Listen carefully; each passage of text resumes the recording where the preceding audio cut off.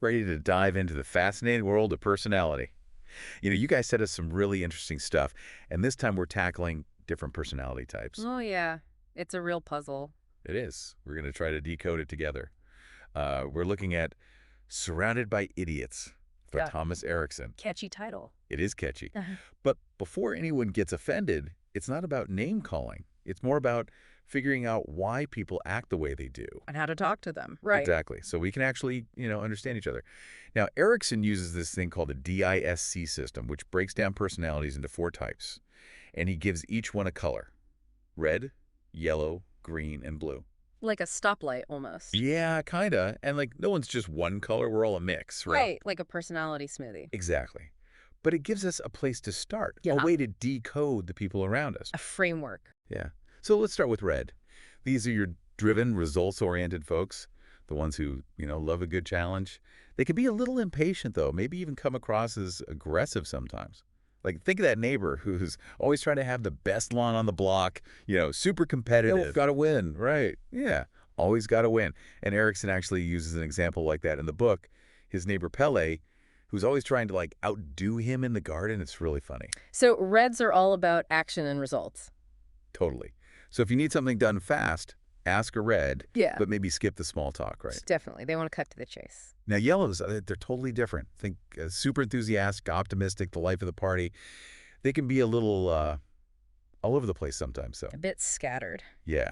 Erickson tells this story about a guy named Mike who, loses his car and his job, but just stays positive through it all. Wow. That's some serious optimism. Yeah, yellows are resilient, but they might need help with, staying organized. So give them lots of positive vibes and clear deadlines. For sure. Now, greens, they're like the calm in the storm, always peaceful and supportive. But they can be a little too agreeable. You know what I mean? Don't want to rock the boat. Exactly. And Erickson has this example of Maja, who just couldn't say no to anyone and ended up totally overwhelmed. The classic people pleaser. Totally. So with greens, you got to be patient, give them the space to open up. And avoid conflict. Definitely. Yeah. Okay, last but not least, we have blue. Think super precise, analytical, detail-oriented. They make sure everything is done right. Perfectionists. Yes. But that also means they can be, well, kind of critical and slow to get started on things. They need all the information first. Right. Erickson tells this funny story about his dad, a total blue, who meticulously calculated the volume of a gravel pile. Had to get it exactly right. Exactly. So when you're talking to a blue, give them all the details, be super precise. They need that. And acknowledge their expertise. For sure. Now remember, most people aren't just one color. It's usually a mix. A blend. Yeah. So it's not about putting people in boxes. It's about recognizing those dominant traits and talking to them in a way that makes sense. It's about understanding. Exactly. And that's what this whole deep dive is about, right? Yeah. Figuring out how to communicate better, build better relationships. Absolutely. So let's see how these different personalities play out in real life. Yeah. So, real life. How do these personality types actually interact in, everyday situations? Well, Erickson uses this great example, the company party. Oh, that sounds fun. Right. But he talks about how alcohol can actually completely change people's behavior. Oh, really? Yeah. Yellows, who are usually the life of the party, might get all quiet and introspective. Oh, interesting. And blues, who are usually pretty reserved, might end up dancing on the tables. Wow.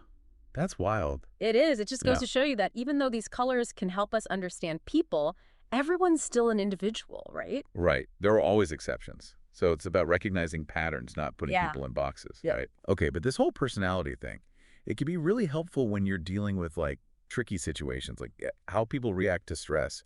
I bet a red just explodes. Well, they might get a little more assertive, demanding. So if you're working with a red who's stressed, you got to let them be in charge. Yeah, give them control, focus on solutions. Okay, that makes sense. What about yellows? How do they handle stress? They can actually get kind of withdrawn and disorganized. Really? They lose their spark. Yeah, kind of. Anything that feels like criticism can really throw them off. So lots of encouragement and a clear plan, that's what they need. Exactly. Now, greens, they tend to just avoid conflict altogether when they're stressed. So basically, any kind of change freaks them out. Yeah, especially if it feels sudden. So with greens, you got to be patient, reassuring. Lots of support. Got it. Okay, last one, blues. What happens when they get stressed out? Oh, they can get super critical, like fixated on every tiny detail. So basically, they need like a really specific plan to feel okay. Definitely. Structure and data, that's their comfort zone. It's crazy how everyone reacts to stress so It differently. is, and that's why understanding these personality types is so helpful. Absolutely. To make this whole thing even more relatable, Erikson actually interviews people from each color group. Oh, cool. So we can hear it straight from the source. Exactly.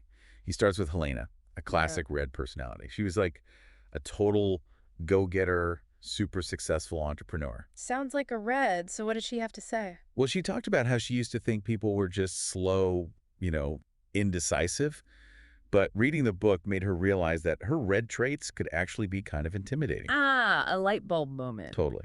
And she realized that her like super direct communication style wasn't always the best, especially with her green husband. Opposite it's attract, right? They do. Okay, next up is Sina, a yellow through and through, super social, loves connecting with people. I can already picture her. Smiling and energetic. Totally. Mm. She loved the book, found it super relatable, Hmm. but she didn't really see any downsides to being yellow. Hmm. Maybe a little too optimistic. Yeah, maybe. Yeah. But her green husband, Hawken, he pointed out that her, super positive outlook on time wasn't always realistic. Like she'd underestimate how long things would take. Exactly. Classic yellow overcommitting. Yeah. Okay, who's next? Elizabeth, a green with some blue mixed in. Okay, interesting combo. What's her story? She works in healthcare, so she's all about, harmony and cooperation. Makes sense. But she talked about how her workplace had all these communication problems, like no one was listening to each other, and it really stressed her out. Oh, no. That sounds tough, especially for a green. It was. She even had to take some time off because of burnout. Wow, that's serious. It is. It shows you how important it is to have, good communication at work, especially for greens.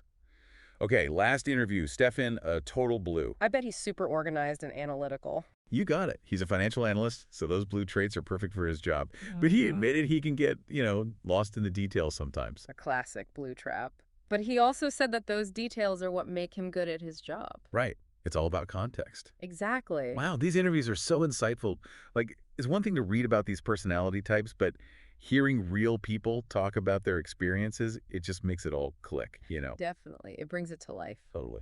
Erikson actually includes a little quiz at the end of the book. Oh, fun. Yeah, it helps you figure out your own dominant colors. Oh, that's cool. Maybe we can do a quick round, just for fun. Okay, I'm game. All right, first question. Which personality type is most likely to say, let's just do it and see what happens? Oh, that's easy. Red. They're all about action. You got it. Okay, next one. Which type spends hours researching every little detail before buying anything, even a toaster? Definitely Malou Blue. They gotta have all the info. Correct again. Okay, last one. Which type is the life of the party, always charming everyone? That's our yellows, the social butterflies. You aced it. It Oh. seems like you've really grasped this whole DISC system thing. Well, I've definitely learned a lot. And I think that's what's so great about this deep dive, It's given everyone a new way to look at people. It's like a secret code. Exactly. And now it's up to our listeners to, take what they've learned and use it. It's kind of crazy how these colors, red, yellow, green, blue, can tell us so much about people. It's true. But it's not just about, labeling everyone. Right. It's about using this knowledge to actually communicate better, to build relationships. Exactly. So, let's say you're leading a team at work and you've got all these different personality types. How do you make that work? Ooh, good question. What if you have to introduce a big change, something that could be, really controversial? Oh, yeah, that's tricky. But knowing your team's colors can help a lot. So first, you got to think about the reds. They're going to want to know the bottom line. How does this change affect the goals, the deadlines? Right. Straight to the point. Exactly. No time for small talk.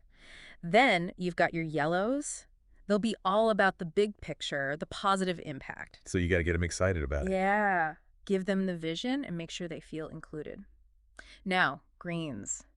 They're going to be worried about how this change affects the team, the harmony. They don't like conflict. Nope. So you got to reassure them, tell them everything's going to be okay, and give them a clear plan step by step. So they know what to expect. Exactly.